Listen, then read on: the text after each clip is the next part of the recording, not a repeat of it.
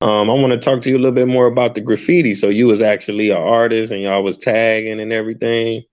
Yeah, we do. I did that. Tame, and I and inside of the Artifacts group, Tame is way more official in the sense of like he ran with New York crews.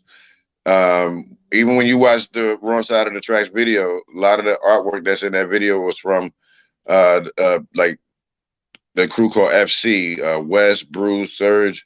These guys, showed Tame a little knowledge of him being in New York, hanging with them. They became PNB Nation, the clothing line that was out for a while. That was their company. So we had a lot of insight where if Tame didn't have these ties to these guys, we wouldn't have had a lot of that early on in the video and in our images. But like we did the song only because we knew it was a lot of people that was like us, but we didn't realize how many people was like us until we did that song. And it wasn't normal to have a first single be about graffiti where it wasn't like some anthem song where it was like artifacts, hey, artifacts, yo. It was like subdued. This song is about graffiti. We had Lord Jamar. He did the beat for the original version. The version you hear today, like the way you hear it wasn't like that in the beginning. If you go on YouTube, you put in Artifacts demo, Wrong Side of the Tracks. Lord Jamar's doing the hook. He wrote the hook. Me and Tame was at Sadat's crib, and Jamar, he asked us, okay, y'all ready to let's do some work. Like, what y'all about? He asked us a question, like, what we rap about? What do we? So we was like, yo, we do graffiti. We still B-boys, even though we was like 94, 93, we still do all that. We was dancers at a time. So he was like, well, rap about that. And we wrote a song about graffiti, and then that became the main single.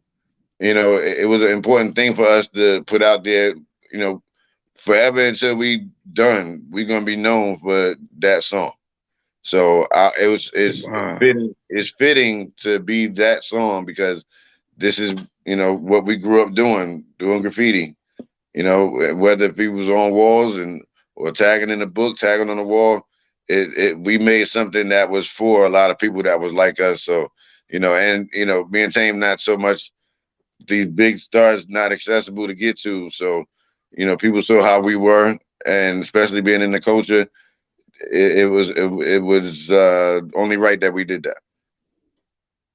Wow, man, I appreciate you sharing that because you're touching on, That- different elements of hip hop where it seems like I could be wrong, but it seems like we don't see a lot of that stuff as much anymore. You got like that- sub genres, you got drill, you got crumb, you got mumble yeah, rap, you got snap, and it's just, slowly but surely just getting, smaller and smaller. So I that's always dope, say it's man. all That's about real it's dope. always about the music first. No matter how much, it's so funny too when you look at a Kendrick Lamar and you look at a J. Cole and you wonder why they're more successful as far as like lyrically when it comes to a lot Hmm. of the other genres you just spoke about, because their music is kind of similar to what my age group grew up with, where to say they rock with that because it's similar to it, where they can vibe out to it. It ain't so much no tempo to bop to. This guy has thoughtful songs.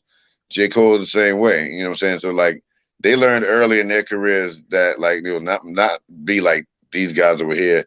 Is about this Hmm. music. So when you see Kendrick do shows, it's mad people there because they get what he's doing, and it's more substantial and it's more or less a lot of older people go to his shows because, like I said, his music is closer to my generation than a lot of these cats as far as the drill and all that stuff like that.